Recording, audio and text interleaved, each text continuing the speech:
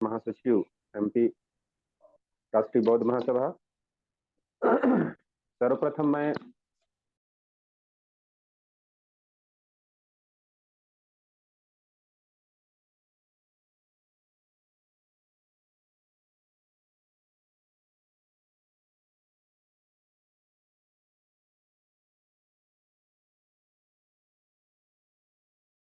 राष्ट्रीय बौद्ध महासभा के राष्ट्रीय आचार्य परम आदरणीय इंजीनियर किशोर बौद्ध साहब तथा आज प्रत्येक बुधवार की भांति बुद्ध और उनका धर्म के वाचन के कार्यक्रम की अध्यक्षता कर रहे माननीय योगेश गौतम साहब, हमारे डीएसएस के नेशनल कमांडर, आप और समस्त जुड़े हुए समस्त साथियों को मेरा मैत्रीपूर्ण जय भीम, नमो बुद्धाय।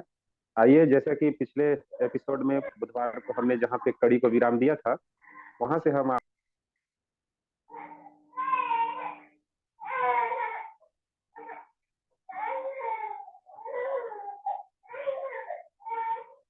सुनवानी जी, आवाज नहीं आ रही है, म्यूट हो गया आपका। हाँ, आवाज नहीं आ रही थी। हेलो, आवाज आ रही है? अभी आ रही है। म्यूट हो गया था वो। अच्छा, चलिए ठीक है।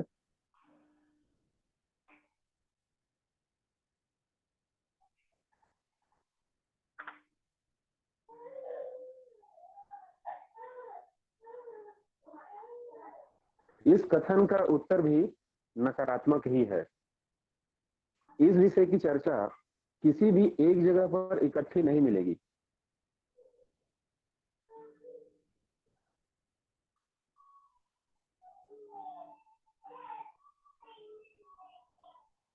किया जा सकता है।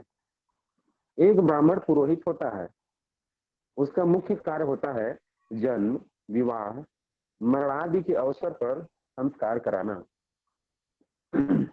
ये संस्कार आवश्यक हो जाते हैं क्योंकि मूलतः पाप को धोने के सिद्धांत के कारण संस्कार करवाना होता है, और इसलिए भी क्योंकि आत्मा तथा परमात्मा में विश्वास किया जाता है। इन सब संस्कारों के करने कराने के लिए एक पुरोहित होना आवश्यक है। एक भिक्षु न तो किसी मूल पाप में विश्वास करता है और न आत्मा या परमात्मा में, इसलिए उसे कोई संस्कार नहीं करने होते हैं। अतः एक भिक्षु तो पुरोहित नहीं ही हो सकता। ब्राह्मण जन्म से ब्राह्मण होता है, भिक्षु बनना पड़ता है। ब्राह्मण की जाति होती है, भिक्षु की कोई जाति नहीं होती। एक बार कोई ब्राह्मण के घर पैदा हो गया तो वह जन्म भर ब्राह्मण ही रहेगा। कोई पाप या कोई अपराध एक ब्राह्मण को अब्राह्मण नहीं बना सकता। लेकिन एक बार भिक्षु बन जाने पर यह आवश्यक नहीं होता कि वह जन्म भर भिक्षु ही बना रहे। एक भिक्षु बनाया जाता है। अतः यदि वह अपने आचरण द्वारा अपने को भिक्षु रहने के अयोग्य बना ले तो उसे भिक्षु के पद से हटाया भी जा सकता है। ब्राह्मण बनने के लिए किसी भी प्रकार का मानसिक या नैतिक शिक्षण अनिवार्य नहीं है। ब्राह्मण से बस यही अपेक्षा की जाती है कि उसे अपनी धार्मिक कथाओं का ज्ञान हो। भिक्षु का मामला इसके सर्वथा प्रतिकूल है। मानसिक तथा नैतिक शिक्षण उसका जीवन रक्त है। एक ब्राह्मण अपने लिए असीमित संपत्ति रखने के लिए स्वतंत्र है। दूसरी ओर एक भिक्षु ऐसा कदाचित नहीं कर सकता। यह कोई मामूली सा अंतर नहीं है। आदमी की मानसिक और नैतिक स्वतंत्रता पर विचार और कार्य के क्षेत्र में भी संपत्ति कड़े प्रतिबंध का काम करती है। यह संपत्ति इन दोनों के बीच विवाद उत्पन्न करती है। इसलिए ब्राह्मण हमेशा परिवर्तन का विरोधी रहा है, क्योंकि उसके लिए परिवर्तन का अर्थ है अधिकार ही अधिकार हानि और धन की हानि। संपत्ति विहीन भिक्षु मानसिक और नैतिक रूप में स्वतंत्र होता है। जहां तक उसका संबंध है उसका कोई निजी स्वार्थ नहीं होता जो उसकी ईमानदारी और सच्चाई में बाधक बन सकते हैं। कहने के तो ब्राह्मण होते हैं, लेकिन प्रत्येक ब्राह्मण अपने में एक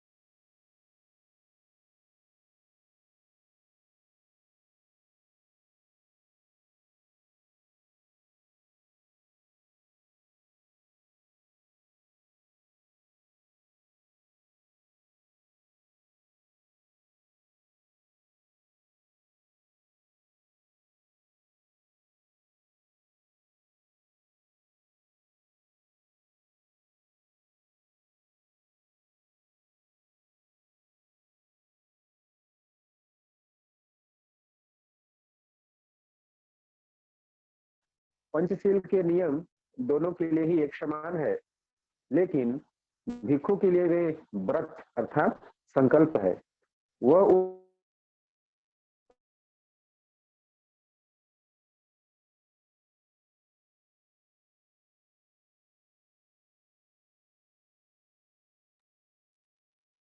सोनवानी जी, आपका नेट वीक है, माइक निकाल लीजिए, इससे भी डिस्टर्ब हो गया है।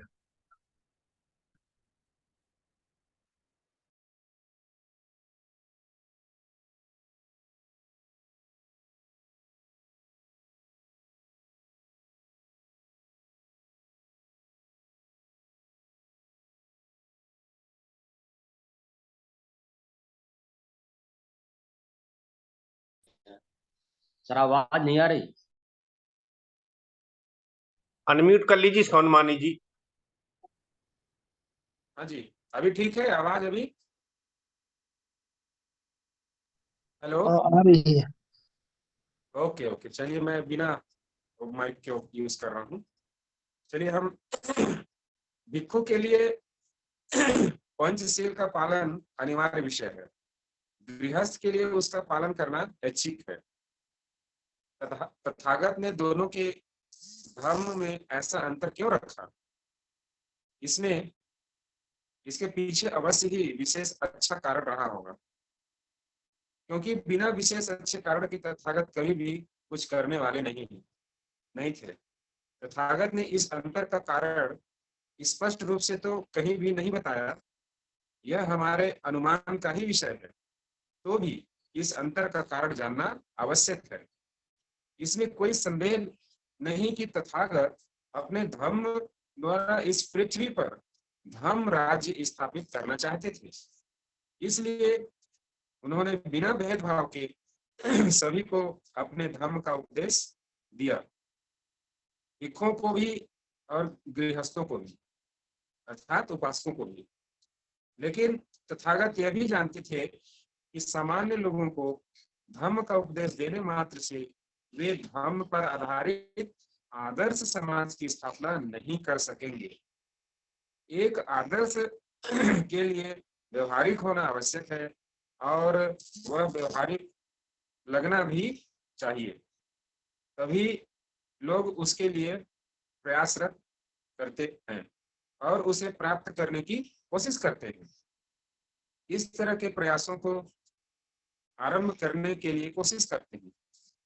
आदर्श के आधार पर कार्यरत समाज का स्वरूप ऐसा होना चाहिए जो सामान्य व्यक्ति के सामने यह सिद्ध कर सके कि आदर्श अव्यवहारिक नहीं है बल्कि साकार होने योग्य है। संघ तो समाज का एक नमूना है जो तथागत द्वारा उपदेशित धर्म को साकार करता है। यही कारण है कि भगवान बुद्ध ने एक भिक्षु के धर्म और एक उपासक अर्थात गृहस्थ के धर्म के बीच में भेद रखा है। भिक्षु तो तथागत के आदर्श समाज का प्रकाश स्तंभ था और उपासक को यथा सामर्थ्य उस भिक्षु का अनुकरण करना था। एक प्रश्न और भी है जिसका उत्तर दिया जाना चाहिए और वह प्रश्न है, भिक्षु का जीवन कार्य क्या है?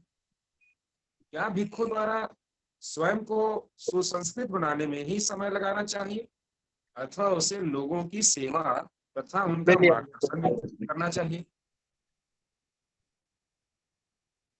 उसे ये दोनों ही कार्य करने होंगे। बिना स्वयं को सुसंस्कृत बनाए वह मार्गदर्शन करने के योग्य नहीं हो सकता। उससे अपने में एक संपूर्ण सर्वश्रेष्ठ सदाचारी और ज्ञान संपन्न व्यक्ति होना चाहिए। इसके लिए उसे व्यक्तिगत साधना अर्थात संस्कृत होने की अभ्यास करना चाहिए। एक भिक्षु गृह त्याग करता है किंतु वह संसार का त्याग नहीं करता। वह अपने घर को इसलिए छोड़ता है ताकि उसे उन लोगों की सेवा करने की स्वतंत्रता और अवसर मिल सके जो अपने अपने घरों में आसक्त है और जो दुख है, चिंता और निराशा में पड़े हैं और जो अपनी सहायता स्वयं नहीं कर सकते। धम्म का सार है करुणा और उसकी मांग है कि प्रत्येक आदमी दूसरों से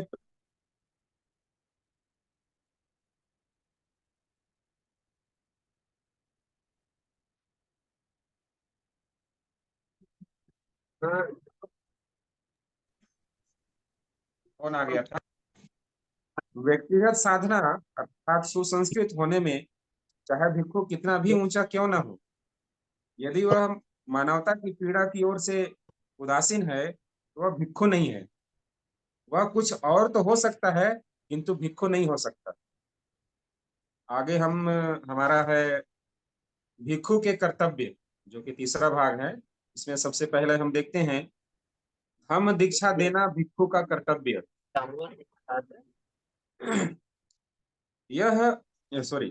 यश कुल पुत्र और उसके 4 मित्रों के धम्म में दीक्षित हो जाने का समाचार दूर दूर तक फैल गया। परिणाम यह हुआ कि देश के ऊंचे ऊंचे कुलों के कुल पुत्र और उसके निचले दर्जे के कुल पुत्रों के कुल पुत्री भी तथागत के पास शिक्षा ग्रहण करने और बुद्ध तथा धम्म की शरण ग्रहण करने के लिए आने लगे। बीच में किसी की आवाज आ रही है, देख लीजिए। धम्म की शिक्षा ग्रहण करने के लिए तथागत के पास बहुत से लोग आने लगे थे। भगवान बुद्ध जानते थे कि प्रत्येक व्यक्ति को स्वयं शिक्षा देना उसके लिए कठिन था। उन्होंने इस बात की आवश्यकता अनुभव की कि प्रवर्जितों की प्रतिदिन बढ़ती हुई संख्या को एक धार्मिक संगठन के रूप में संगठित कर दिया जाए, जिसे वह संघ कहते हैं। तदनुसार उन्होंने प्रवर्जितों को संघ का सदस्य बना दिया और अनुशासन के अपेक्षित नियम भी बना दिए जो विनय कहलाए और संघ के सदस्यों द्वारा उनका पालन किया जाना अनिवार्य कर दिया। तथागत ने आगे चलकर भिक्षु बनने वाले के लिए 2 चरण निर्धारित किए जिसमें से होकर उसे गुजरना था। पहले चरण में उसे प्रवर्जित होना होता था और एक प्रवर्जित के रूप में उसे कई वर्षों तक किसी भिक्षु की देखरेख में रहकर प्रशिक्षण लेना होता था।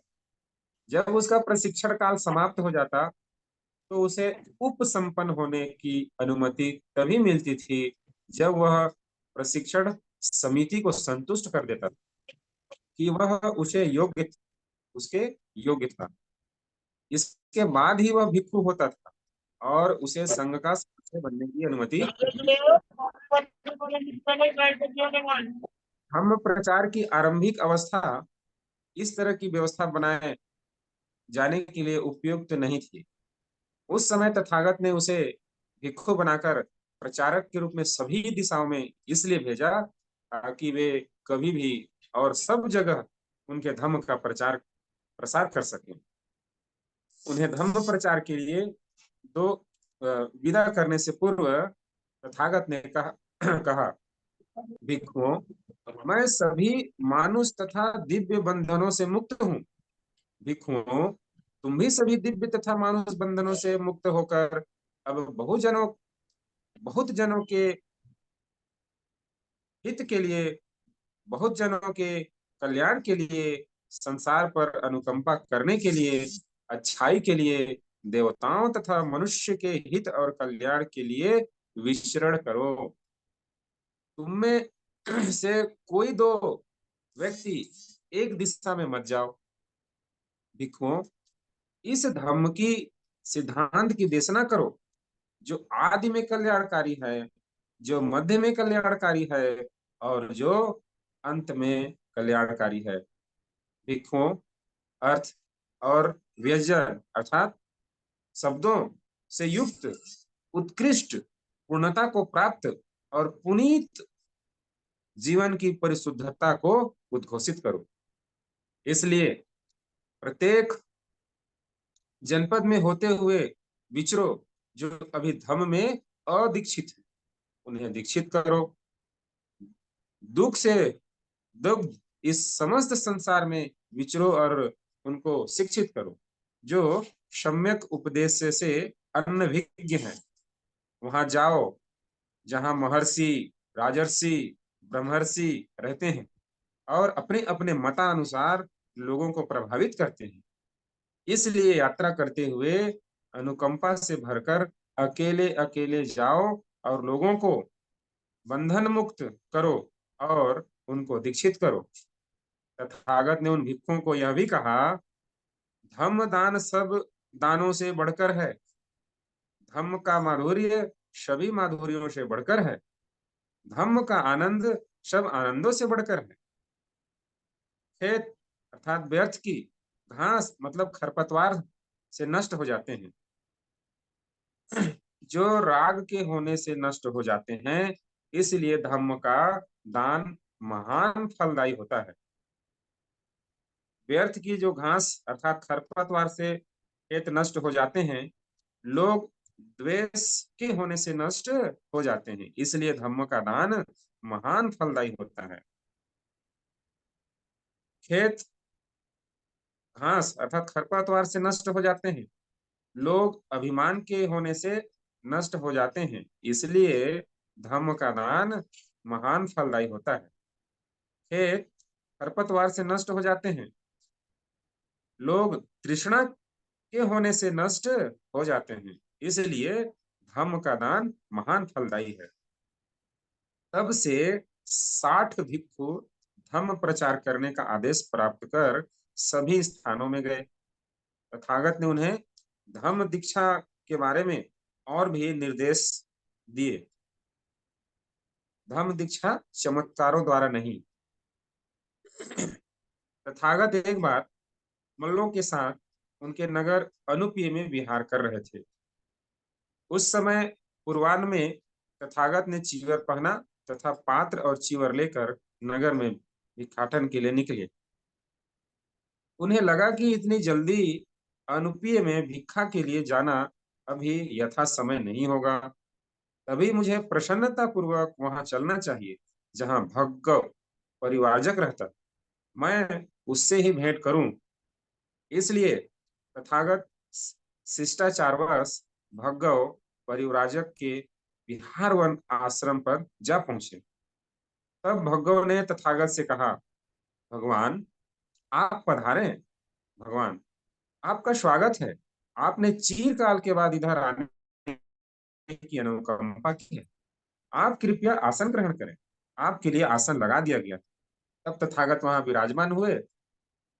भगव परिवार भी एक नीचा आसन लेकर पास में ही बैठ गया। इस प्रकार बैठकर भग्गो परिवारजक ने भगवान बुद्ध से कहा, कुछ दिन हुए हे श्रमण गौतम, शुनकत लिच्छवी मेरे पास आया था। वह कहता था कि अब मैंने श्रमण गौतम का शिष्य त्याग दिया है। उसने जो कुछ कहा क्या वह ठीक है? भगव, वास्तव में यह ऐसा ही है जैसा कि सुनखत लिच्छवी ने आपसे कहा है। बहुत दिन हुए सुनखत लिच्छवी ने मेरे पास आया था और उसने मुझसे इस प्रकार कहा कि अब मैं तथागत का त्याग करता हूँ।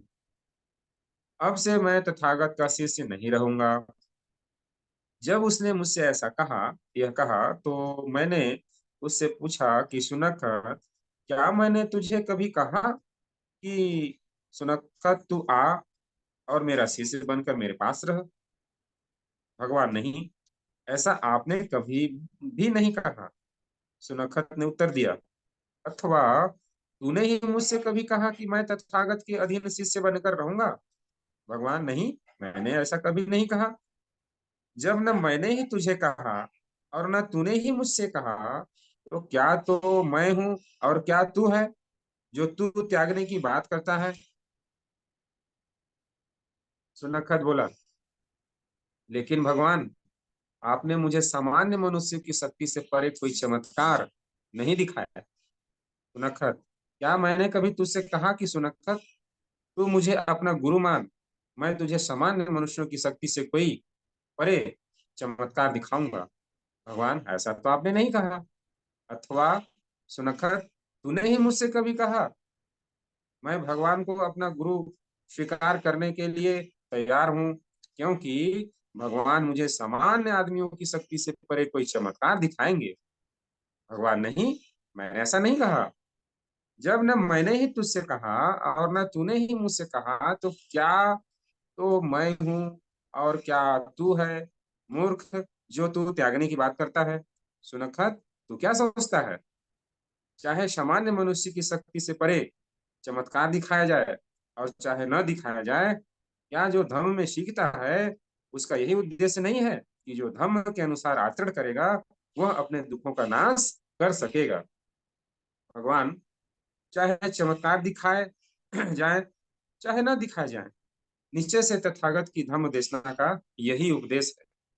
लेकिन भगव, सुनक्कन मुझसे कहता रहा कि भगवान सृष्टि के आरंभ का रहस्य मुझे नहीं बताते। अच्छा, तो सुनक्कत, मैंने तुझसे कभी कहा कि आज सुनक्कत तू मेरा शिष्य बन जा, मैं तुझे सृष्टि के आरंभ का पता बताऊंगा? भगवान, आपने ऐसा नहीं कहा। अथवा तूने ही मुझसे कभी कहा कि भगवान का मैं शिष्य बनूंगा क्योंकि आप मुझे सृष्टि के आरंभ का रहस्य बताएंगे? भगवान, नहीं, मैंने ऐसा नहीं कहा था। जब न मैंने ही तुझसे कहा और न तूने ही मुझसे कहा, तो क्या तो मैं हूं और क्या तू है, हे मूर्ख, जो तू त्यागने की बात करता रहा? सुनक्खर, तू क्या सोचता है? चाहे सृष्टि के आरंभ का पता बताया जाए और चाहे ना बताया जाए, क्या मेरी धम्म शिक्षा का यही उद्देश्य नहीं है कि जो मेरे धम्म के अनुसार आचरण करेगा वह अपने दुखों का नाश कर सकेगा? भगवान, चाहे सृष्टि के आरंभ का पता बताया जाए और चाहे न बताया जाए, निश्चय से तथागत की धम्म देशना का यथार्थ में यही उद्देश्य है कि जो कोई भी तथागत के धम्म के अनुसार आचरण करेगा वह अपने दुखों का नाश कर सकेगा। सुनक्खर, इसका उद्देश्य से कोई संबंध नहीं है। चाहे सृष्टि के आरंभ का पता बताया जाए और चाहे न बताया जाए, तेरा इससे क्या लाभ होगा कि सृष्टि के आरंभ का पता बताया जाए? सुनकर, तूने नाना प्रकार से वज्जियों में मेरी प्रशंसा की है। सुनकर, तूने नाना प्रकार से वज्जियों में धम्म की प्रशंसा की है। सुनकर, तूने नाना प्रकार से वज्जियों में संघ की प्रशंसा की है। सुनकर, मैं तुझे कहता हूँ सुनकर, मैं तुझे बताता हूँ कि ऐसे लोग होंगे जो तेरे बारे में ऐसा कहेंगे कि सुनखत लिच्छवी तथागत की अधीनता में पवित्र जीवन व्यतीत करने में असमर्थ रहा और असमर्थ होने के ही कारण उसने धम्म विनय को त्याग दिया और हीन मार्ग अपना लिया। हे भगवान, इस प्रकार मेरे कहे जाने पर सुनक्कत लिच्छवी इस धम विनय को छोड़कर चला गया, जैसे वह व्यक्ति जिसका अकल्याण सुनिश्चित हो। तथागत के धम्म विनय को छोड़कर चले जाने के कुछ ही समय बाद सुनक्खत ने लोगों को यह बताना आरंभ कर दिया था कि तथागत के परिशुद्ध ज्ञान और अंतर्दृष्टि में कुछ पर प्राकृतिक नहीं है। तथागत का धम्म उनकी अपनी बोधि और व्यक्तिगत खोज का ही फल है, और जो कोई अपने कल्याण के लिए इस धम्म का श्रवण करता है और उसका पालन करता है, उसे दुख का अंत करने के लिए मार्गदर्शन प्राप्त होता है। यद्यपि सुनक्खत अपनी समझ में बुद्ध की निंदा ही कर रहा था, लेकिन वह जो कुछ लोगों को कह रहा था वह सच ही था, क्योंकि भगवान ने अपने धम्म प्रचार में किसी परामानुषिक बात अथवा किसी चमत्कार आदि का प्रयोग नहीं किया। जो जोर जबरदस्ती से धम्म दीक्षा नहीं। एक बार भगवान बुद्ध 500 भिक्षुओं के महान भिक्षु संघ के साथ राजगृह और नालंदा के बीच के राजपथ पर जा रहे थे। उसी समय सुप्रिय परिव्राजक भी अपने शिष्य ब्रह्मदत्त के साथ राजगृह और नालंदा के बीच के महापथ पर चला जा रहा था। उस समय सुप्रिय परिव्राजक नाना प्रकार से भगवान बुद्ध की निंदा कर रहा था, धम्म की निंदा कर रहा था, संघ की निंदा कर रहा था, लेकिन उस एक शिष्य तरुण ब्रह्मदत्त नाना प्रकार से भगवान बुद्ध की प्रशंसा कर रहा था, धम्म की प्रशंसा कर रहा था तथा संघ की भी प्रशंसा कर रहा था। इस प्रकार वे दोनों गुरु और शिष्य परस्पर विरोधी मत प्रचारित करते हुए तथागत और भिक्षु संघ के पीछे पीछे कदम बढ़ाते हुए चले जा रहे थे। अब भिक्षु संघ सहित तथागत रात्रि विश्राम के निमित्त अंबल अंबल टिका वन के राजयोधन में उद्यान में ठहरे। इसी प्रकार सुप्पी परिवारजक और तरुण शिष्य ब्रह्मदत्त भी वहीं रुका। वहां उस विश्राम स्थल पर भी गुरु शिष्य का वही विवाद जारी रहा। प्रातःकाल बहुत से भिक्षु उठे और वहां एकत्र हुए तो उनकी बातचीत का विषय सुप्पी और ब्रह्मदत्त का परस्पर विवाद ही रहा था। भगवान बुद्ध ने चर्चा के विषय का अनुमान लगा लिया और वह भी वहां पहुंच गए तथा वहां बिछे आसन पर बैठे। वहां बैठने के पश्चात उन्होंने पूछा, तुम यहाँ पर बैठकर किस बारे में बातचीत कर रहे हो? तुम्हारी आपसी चर्चा का विषय क्या है? उन्होंने तथागत बुद्ध को सारी बात बता दी। तब बुद्ध ने इस प्रकार कहा, तो यदि कोई मेरी निंदा करे, धम्म की निंदा करे अथवा संघ की निंदा करे, तो इसकी तुम्हें चिंता में नहीं दूषित भावना रखनी चाहिए, न ही इससे तुम्हारे हृदय में जलन होनी चाहिए, इससे तुम्हारे मन में द्वेष भी नहीं आना चाहिए। ऐसा तथागत बुद्ध कहते हैं। यदि तुम इस कारण क्रोध करोगे या मन में दुखी होगे तो यह तुम्हारी स्व विजय के मार्ग में बाधक होंगे। यदि जब कोई बुद्ध धम्म या संघ की निंदा करे और तुम उससे क्रोधित तथा उद्विग्न हो जाओ, तो क्या तुम इसका निर्णय कर सकोगे कि उसने जो कुछ कहा है वह ठीक कहा है या नहीं? भगवान, हम यह निर्णय नहीं कर सकेंगे। लेकिन जब दूसरे लोग मेरी निंदा करें, धम्म की निंदा करें, जो गलत है, तुम्हें उसे गलत बताना चाहिए और कहना चाहिए कि अमुक कारण से यह बात सत्य नहीं है, यह बात हम में नहीं पाई जाती, यह बात हम में नहीं होती। लेकिन भिक्षुओं, दूसरे लोग मेरी प्रशंसा भी कर सकते हैं, धम्म की प्रशंसा कर सकते हैं, संघ की प्रशंसा कर सकते हैं। तुम कहोगे कि वे किस बात के लिए ऐसा कर रहे हैं? ऐसा कह सकता है कि श्रमण गौतम प्राणी हिंसा का त्याग कर जीव हिंसा से विरत रहते हैं। उन्होंने दंड और तलवार का सर्वथा त्याग कर दिया है। वह कठोर व्यवहार से विरत हैं, वह करुणा के सागर है, वह सभी प्राणियों के प्रति करुणामय रहते हैं। इस प्रकार कोई भी सामान्य आदमी भगवान बुद्ध की चर्चा करते हुए इस प्रकार प्रशंसा कर सकता है। अथवा यह भी कह सकता है कि श्रमण गौतम अदिन्न दानम, अर्थात चोरी से विरत होकर जो उसकी नहीं है उससे लेने की इच्छा से रहित होकर भी करते हैं। जो दिया जाता है उसे ही वह ग्रहण करते हैं और अपेक्षा करते हैं कि दान स्वतः उसके पास आ जाए। वे अपना जीवन ईमानदारी और पवित्रता से व्यतीत करते हैं। अथवा वह कह सकता है कि श्रमण गौतम अब्रह्मचर्य से विरत होकर ब्रह्मचर्य युक्त होकर विहार करते हैं। वे अपने आप को मैथुन धर्म से हीन धर्म से अलग रखते हैं। अथवा वह कह सकता है कि श्रमण गौतम मिथ्या भाषण का त्याग कर मूसावाद से अलग रहते हैं। वह सत्य ही बोलते हैं, वह सत्य से नहीं हटते, वह विश्वसनीय रहकर संसार के प्रति कभी अपने वचन को भंग नहीं करते।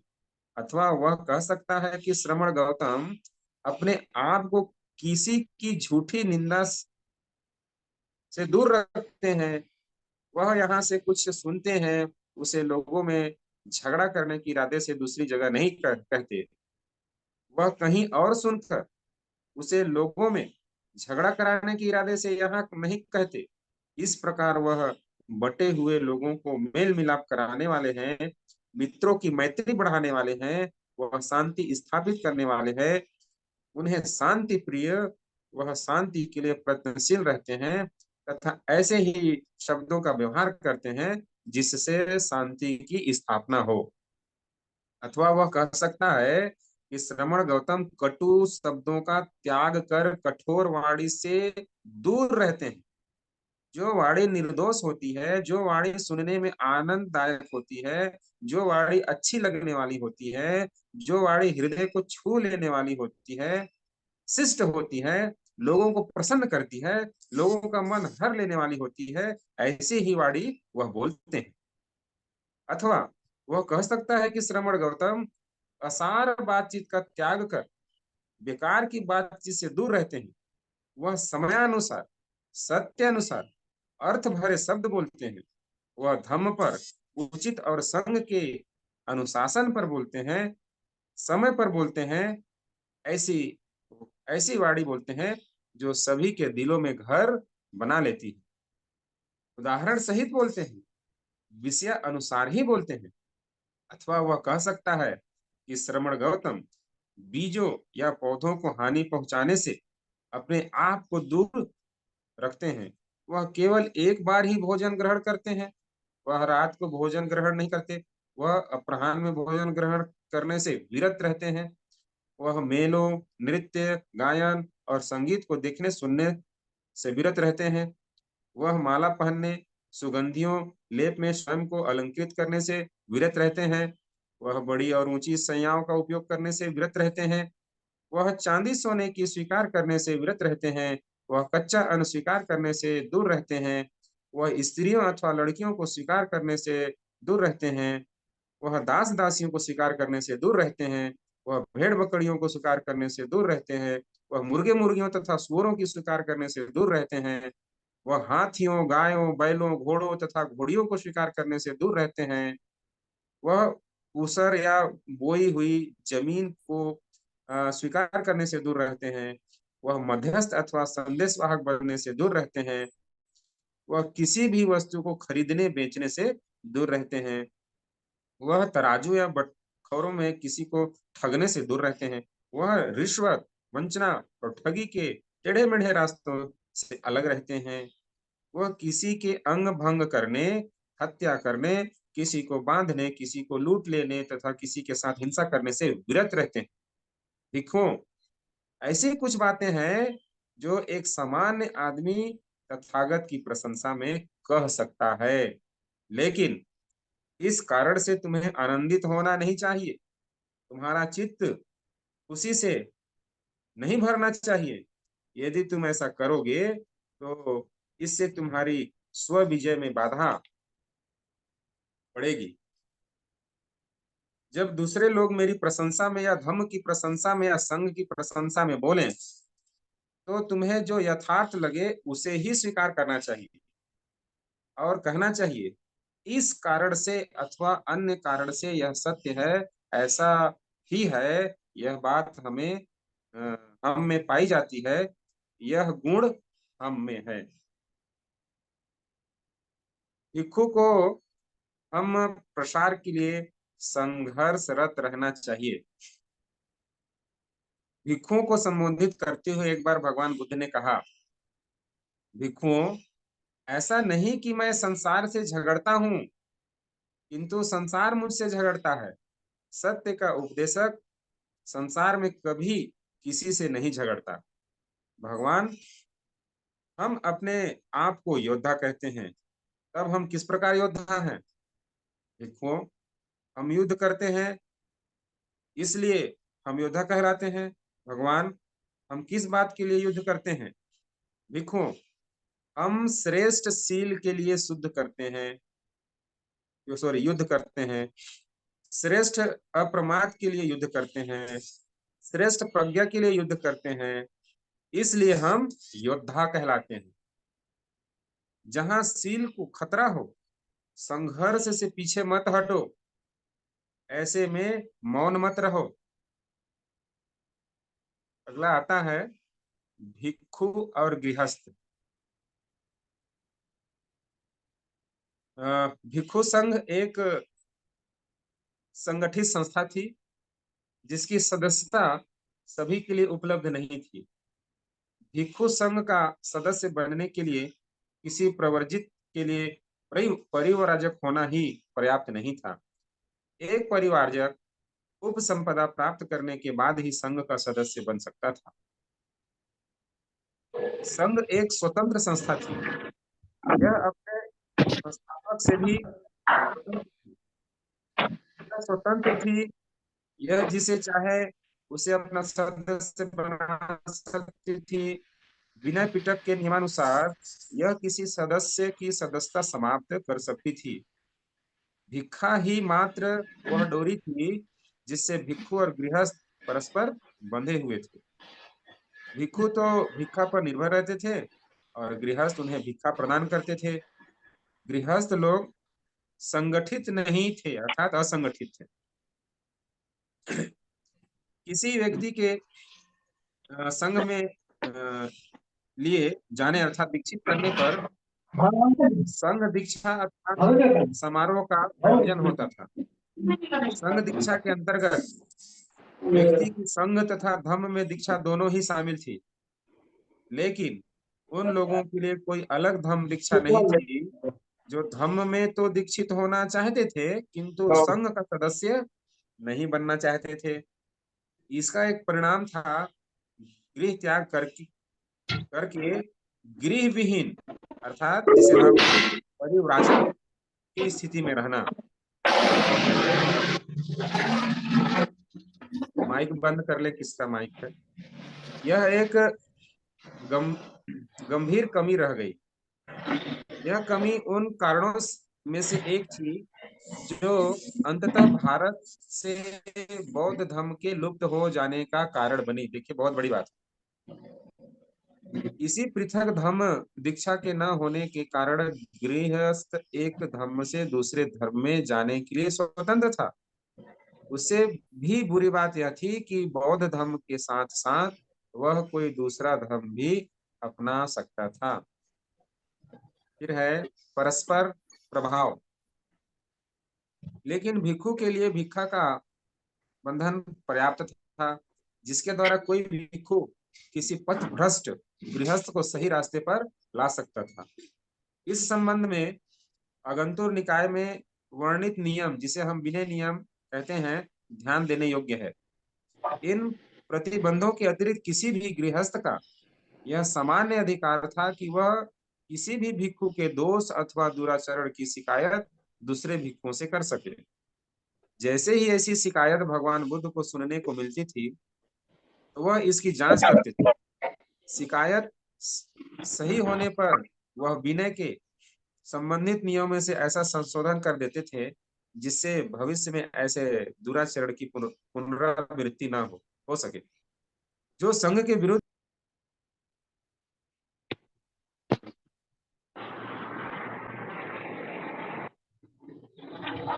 कुछ नहीं, भिक्षुकों द्वारा दी गई शिकायतों को सुनकर किए गए सुधारों की पिटारा है। भिक्षुओं और गृहस्थों में ऐसा ही आपसी संबंध था। भिक्षु का धम्म तथा उपासक का धम्म, इस पर देखते हैं। बौद्ध धर्म के कुछ आलोचकों का कहना है कि बौद्ध धर्म कोई धर्म नहीं है। इस तरह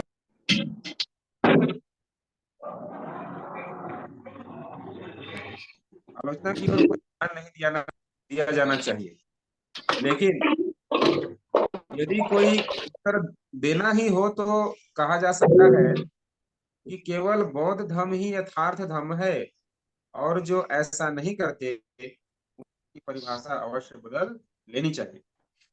दूसरे आलोचक इतनी सीमा तक नहीं जाते, वे इतना ही कहते हैं कि एक धर्म के रूप में बौद्ध धर्म केवल भिक्षुओं से ही संबंधित है, इसका सर्वसाधारण से सरोकार नहीं है।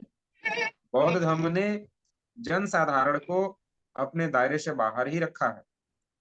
भगवान बुद्ध के प्रवचनों में भिक्षु को संबोधन इतनी अधिक बार आता है कि इससे आलोचना को बल मिलता है। इसलिए यह आवश्यक हो जाता है कि इस बात को स्पष्ट कर दिया जाए, क्या भिक्षुओं और गृहस्थों के लिए धर्म एक समान है, अथवा धर्म का कोई एक ऐसा भाग भी है जो भिक्षुओं के लिए ही है और गृहस्थों के लिए नहीं। क्योंकि प्रवचन केवल भिक्षु संघ को ही संबोधित करने के लिए किए गए, इसलिए इससे यह अनुमान नहीं लगा लेना चाहिए कि जो भी प्रवचन दिए गए वे केवल भिक्षुओं पर ही लागू होते थे। भगवान बुद्ध के उपदेश तो भिक्षुओं तथा गृहस्थों दोनों के लिए थे। भगवान बुद्ध को तब गृहस्थों का ही ध्यान था जब उन्होंने पंचशीलों, अष्टांगिक मार्ग तथा दिया था। यह बात स्वभावतः इतनी अधिक स्पष्ट है कि इसके लिए किसी तर्क की आवश्यकता नहीं है।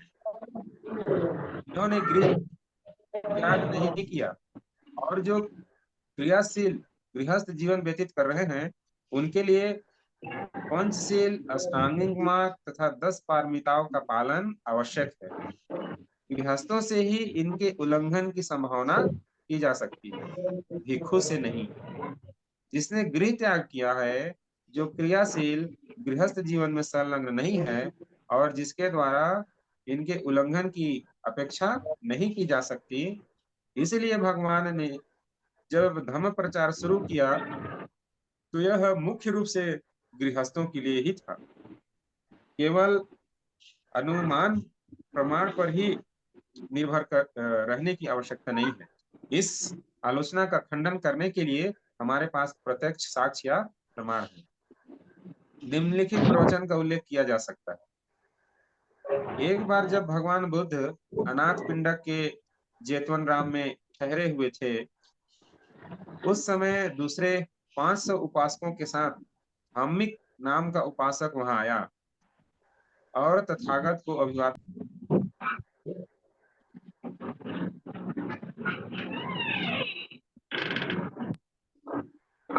उपासक ने को संबोधित करके इस प्रकार कहा, भगवान, बेघर भिक्षुओं और गृहस्थ उपासकों दोनों का एक सा क्या सील है? भगवान, उपासकों सहित उपस्थित भिक्षुओं को अपने अपने सील की जानकारी देने की कृपा करें। तथागत ने कहा, भिक्षुओं, ध्यान देकर सुनो, बताए हुए नियमों का स्मरण रखो। मध्यांतर अर्थात दोपहर बाद पिंडपात मतलब भिक्षाटन के लिए मत जाओ। समय रहते भिक्षा करो। असमय भिक्षाटन करने वाले के लिए जाल बिछा रहता है। भोजन से पहले अपने मन को रूप, शब्द, गंध, रस तथा स्पर्श की आसक्ति से मुक्त रहो। भिक्षा ग्रहण कर चुकने पर अकेले लौटो और एकांत में बैठकर स्थिर चित्त से विचार करो जो भटके नहीं है। सज्जनों से बातचीत करते हुए तुम्हारा विषय हम सिद्धांत ही होना चाहिए। भिक्षा, विहार, शैया व पानी से सफाई आदि को साधनों से अधिक और कुछ मत समझो। तो द्वारा सभी चीजों का अनासक्त उपयोग उसे निष्कलंक कमल की तरह बना देगा, जो पानी में रहकर भी पानी से अलग रहता है। अब मैं गृहस्थों के सील की बात करता हूँ।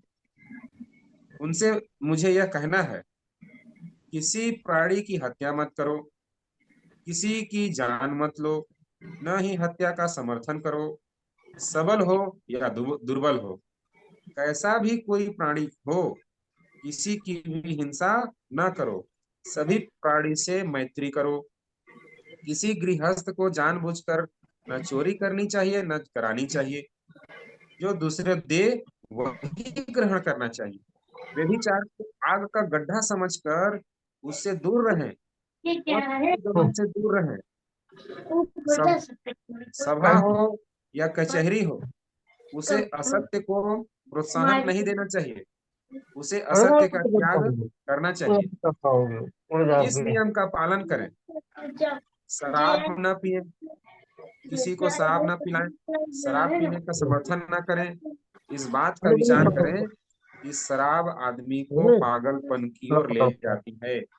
शराब के नशे में मूर्ख लोग पाप कर्म करते हैं, सागत तथा दूसरों को पाप करने के लिए प्रेरित करते हैं। इसलिए इस पागल बना देने वाली व्यसन से भी दूर भागें। यह मूर्खों का स्वर्ग है। प्राणी हिंसा ना करे, चोरी ना करे, झूठ ना बोले, नशीले पदार्थों से बचें और व्यभिचार से दूर रहें। उपोषित दिनों में उपोषित व्रत ग्रहण करें और उस दिन अष्ट शीलों का पालन करें। प्रातः काल के समय पवित्र श्रद्धा युक्त चित्त के साथ 8 शीलों को ग्रहण करें। बुद्धिमानी का व्यवहार करें। अपनी सामर्थ्य के अनुसार भिक्षुओं को भोजन तथा पेय पदार्थों का दान करें। अपने माता पिता की भली भांति प्रकार से सेवा करें। जीविका का सदाचार से युक्त साधन अपनाएं। इस प्रकार जो गृहस्थ दृढ़ता से धम्म पालन करेगा वह दिव्य लोक को प्राप्त होगा। इससे स्पष्ट होता है कि भिक्षुओं और गृहस्थों का धर्म एक समान ही हाँ, दोनों की ओर से अपेक्षाओं में अंतर अवश्य है। भिक्षु के लिए 5 व्रत अनिवार्य हैं। उसे यह व्रत अवश्य ही लेना है कि वह प्राणी हिंसा नहीं करेगा। उसे व्रत लेना है कि वह दूसरों की उस संपत्ति को अपना नहीं बनाएगा जो उसे नहीं दी गई है। उसे यह व्रत धारण करना है कि वह झूठ नहीं बोलेगा। उसे यह व्रत लेना है कि वह किसी भी पराई स्त्री से काम संसर्ग नहीं रखेगा। उसे यह व्रत लेना है कि कभी किसी भी नशीले पदार्थ का सेवन नहीं करेगा। ये सभी के सभी नियम गृहस्थ पर भी लागू होते हैं। भेद इतना ही है कि भिक्षु के लिए वे अनुलंघनीय व्रत है, किंतु गृहस्थ के लिए वे नैतिक कर्तव्य तथा स्वेच्छा से ग्रहण किए जाने वाले शील है। इसके अतिरिक्त 2 अंतर और भी हैं जो ध्यान देने योग्य हैं।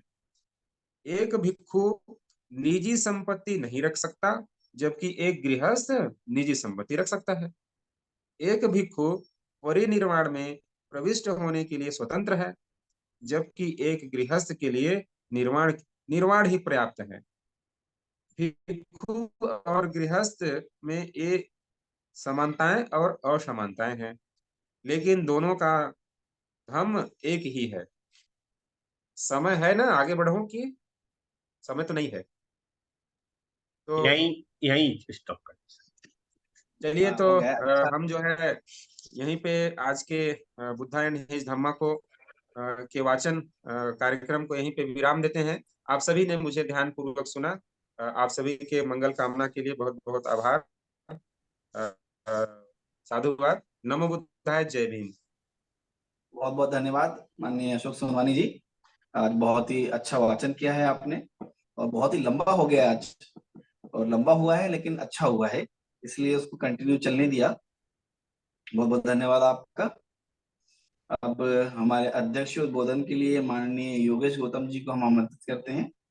माननीय योगेश गौतम जी, नेशनल कमांडर। माननीय योगेश गौतम जी। बहुत बहुत धन्यवाद माननीय अशोक बौद्ध जी।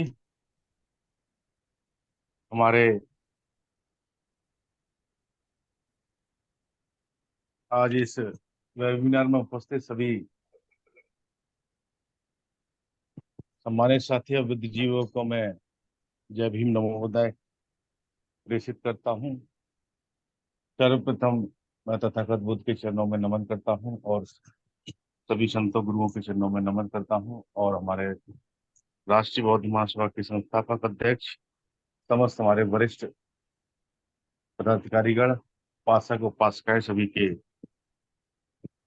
जय भीम नमोदय प्रेषित करता हूँ। और आज उपस्थित सभी साथियों का बहुत बहुत आभार। हमारे वाचनकर्ता के आज के माननीय अशोक सोनवानी जी, जो उन्होंने बहुत ही अच्छा वाचन किया, और जो आज का सब्जेक्ट से स्टार्ट किया भिक्षु तथा ब्राह्मण, वह बहुत ही अच्छी तरीके से उन्होंने वाचन किया है, और हमारा सफल संचालन कर रहे हैं माननीय अशोक बौद्ध साहब, आपका भी बहुत बहुत धन्यवाद। और जो आज हमने भगवान बुद्ध और उनका धम्म से जो वाचन किया है, उससे जो सीखा है, उसमें भिक्षु और उपासक के विशेषकर नियम के बारे में बताया गया है। जो भिक्षु और उपासक के जो रूल है, नियम है, वह हमें विनय पिटक से मिलते हैं, और धम्म धम्म के जो नियम है वो हमें सुत्त पिटक से मिलते हैं, और अभिधम्म पिटक से हमें भिक्षु की टीचिंग के बारे में जानकारी प्राप्त होती है। तो उसके बाद भी हमारे बुद्ध धम्म के अन्य, जैसे दिव्यांगना, दीपावस्मा, महावपमा, मिलिंद पनो, इनसे सभी से उपासक और भिक्षुओं के नियम, गृहस्थों के नियम, ये सब आपको नियम मिलते हैं। और जो आदर्श समाज की स्थापना तथागत बुद्ध ने की और उनका नियम बनाया, जो आदि में कल्याणकारी है, मध्य में कल्याणकारी है, और अंत में कल्याणकारी है। तथागत बौद्ध धर्म जो विशेषकर गरीबी उन्मूलन की पुरजोर वकालत करता है, जिसमें घृणा, क्रूरता, हिंसा का कोई स्थान नहीं है।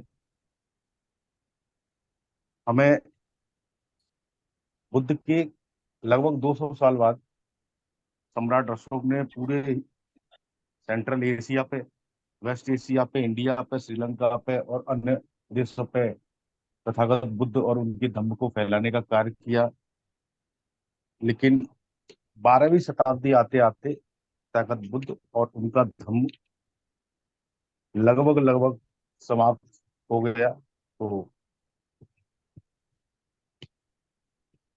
उसमें यही देखा जाता है कि जो नियम तथागत बुद्ध ने जो आज हमने पढ़े हैं, वो नियमों की अवहेलना हमारे भिक्षु संघ ने की, उपासक ने की, कुछ क्रूरताएं भारी शक्तियों ने की। इस कारण से तथागत बुद्ध और उनके जो धम्म है, वह धीरे धीरे हमारे समाप्ति की ओर चले गए थे। लेकिन अब पुनः सभी के सहयोग से, सभी ने जो पूर्व में गलतियां की हैं उनको ध्यान में रखते हुए, धीरे धीरे राष्ट्रीय बौद्ध महासभा के मन से राष्ट्रीय बौद्ध महासभा के मंच से तथागत बुद्ध और उनके धम्म को आगे बढ़ाने के लिए हम सभी साथी प्रयासरत हैं। उस कड़ी में हम प्रत्येक बुधवार को भगवान बुद्ध और उनका धम्म का वाचन करते हैं। और जितने भी साथियों ने आज सुना है, और यह लगभग करीब 2-2.5 साल से निरंतर वाचन होता जा रहा है। और उससे बहुत ही जो चीजें घरों में हम पुस्तकें बुकें खरीद लेते हैं लेकिन पढ़ नहीं पाते हैं, हमारे संस्थापक अध्यक्ष ने और हमारे सीनियर साथियों ने मिलकर संविधान का वाचन कराते हैं, तथागत बुद्ध और उनका धम्म का वाचन कराते हैं, जिससे सभी साथियों को आसानी से इसका ज्ञान से लाभान्वित हो सके। समय हो गया है, मैं सभी साथियों का, मैं अपने वरिष्ठ जनों का मैं बहुत बहुत धन्यवाद करता हूँ। आज मुझे अध्यक्षता का मौका दिया। मैं अपनी बात को यही समाप्त करता हूँ। जय भीम, नमो बुद्धाय। बहुत बहुत साधुवाद माननीय योगेश गौतम जी। साथियों, आज के धम्म वाचन में बहुत ही अच्छी चीजें हमें जानने को मिली और बुद्ध और उनके धम्म को वापस से भारत में जागृत करने के लिए बाबा साहब ने इसको 1956 में दोबारा से लाए हैं और हम सबका नैतिक कर्तव्य है कि हम इसको बढ़ाएं। और आज हमने जूम पे तो ऑनलाइन हो गया है, फिजिकल भी हमको आज शाम में या तो फिर में जब भी मौका मिले तो हम करना है धम्म संगति। बहुत बहुत धन्यवाद। अब सभी साथियों से निवेदन है कि वो हाथ जोड़ लें, हम सभ्य सत्ता करके आज के कार्यक्रम को समापन करेंगे। हेलो। अपने माइक। हाँ मैडम, बादल बोल रहे हैं? साहब। हेलो संचालक जी जी। मैडम, जी मैडम बोलिए। हाँ, मैं एक बात रखना चाह रही हूँ। वो जी जो राजकरण साहब ने अष्टशील के बारे में बोला ना कि उपोषद के बारे में थोड़ा विस्तार से बताइए, तो थोड़ा तो उसके बारे में बताएं। अष्टशील का जो वो आया है ना, भगवान ने अष्टशील के बारे में जो बताया कि शीलों के बारे में, तो थोड़ा सा उसके बारे में के बारे में बताइए आप। पूछ रहे हैं, उपोषद के बारे में पूछ रहे हैं? हाँ जी, हाँ जी।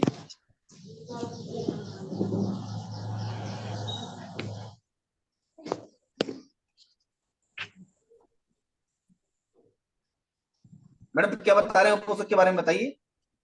अच्छा, मैं ही बताऊं? हाँ ताई साहब, आप ही बता। आप ही तो आचार्य हैं। आप अच्छा आचार्य। जी। हाँ। हाँ। सभी संत महापुरुषों को नमन करते हुए मैं आज के जो उपोषद के बारे में उन्होंने सवाल किया कि उपोषद के बारे में बताइए, तो जैसे ग्रस्त लोगों के लिए और भिक्षु लोगों के लिए 226 नियम का पालन करना होता है भिक्षुओं के लिए, और जो भिक्षुणी होती है उनके लिए 311 उनके विनय है, 311 का नियम का पालन करना होता है। और हम उपासकों के लिए भगवान ने बताया कि निर्वाण का साक्षात्कार हम कैसे कर सकते हैं, तो ये अष्टशीलों के बारे में बताया। जो अभी अष्टशील हम अभी ये 3 माह का हमारा जो वर्षावास काल चलता है, तो उस समय में हम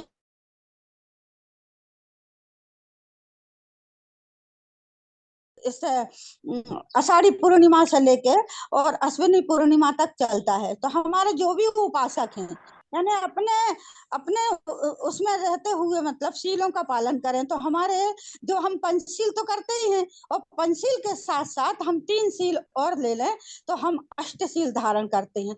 तो तीसरा शील हमारा जो कामेषु मिच्छाचारा आता है, उसको बदलते हुए हम उसमें बदल के बोलते हैं कि आ ब्रह्मचर्या वेरमणि शिक्षा पदम समादयामि।